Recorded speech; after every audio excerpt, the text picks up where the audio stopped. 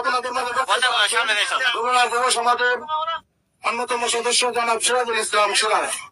আমি সিরাজ ভাইকে তাহার প্রত্যেক এলাকার জন্য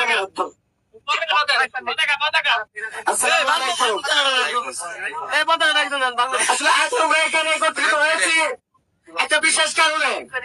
আমাদের আজ বাংলা নববর্ষ, প্রত্যেককে বাংলা নববর্ষের শুভেচ্ছা। কিন্তু আমরা যখন এই নববর্ষের খুশিতে রঙিন হই, তখন প্যালেস্টাইনে মানুষ রক্তাক্ত, খাবার নাই, পানি নাই, তাদের দুর্বিষহ জীবন, এটা কোনো মানুষ সাধারণত মেনে নিতে পারে না।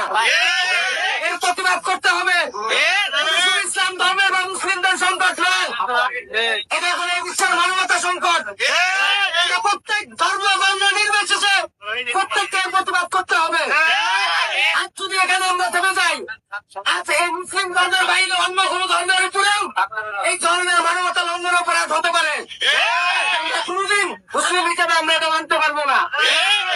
আমাদের খুব স্পষ্ট করে একটা কথা জানা উচিত, ইসরায়েলের ইতিহাস, আজকের প্যালেস্টাইন, তার আগে 400 বছর ধরে উসমানীয় সালতানাতের সাম্রাজ্যের অধীনে ছিল।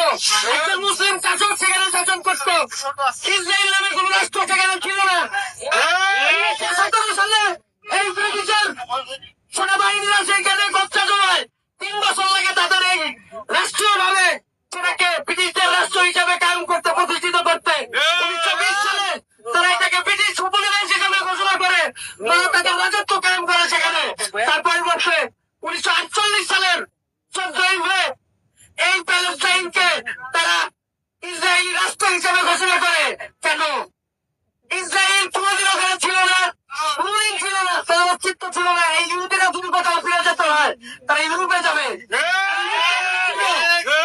তারা ইউরোপ থেকে আসছিল, তখন ইউরোপের অন্যান্য সাম্রাজ্যে, তখন অন্যান্য ধর্মের শাসকরা ইহুদিদেরকে খুব নির্যাতন করত। মুসলিম শাসকরা যখন ধর্ম বর্ণ নির্বিশেষে প্রত্যেকের অধিকার নিশ্চিত করত, তখন এই ইহুদিরা ইউরোপের অন্যান্য দেশ থেকে এই মুসলিম শাসকের এরিয়ায় আসছিল। তারা সেইখান থেকে তারা ছিল, তারা অন্য জায়গা থেকে আসে মেহমান ছিল।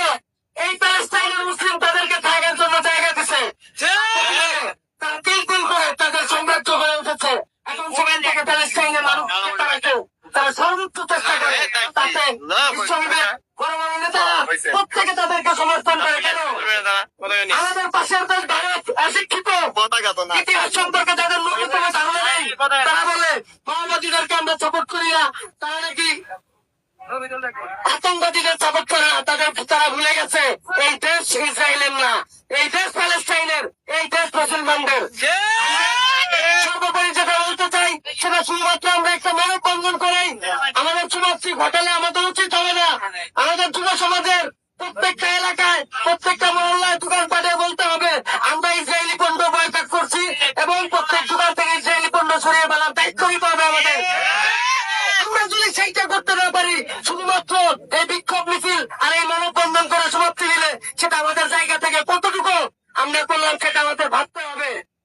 প্রত্যেকটা আমার জায়গা থেকে আহ্বান করবো, সবাই সচেতন হয়ে প্রত্যেকটার আশেপাশের দোকানপাট গুলোতে আমরা যাতে ইসরায়েলি পণ্য না কিনি এবং দোকানগুলোতে যাতে না রাখে, তার জন্য আমাদের জায়গা থেকে যতটুকু সম্ভব আমরা চেষ্টা করবো।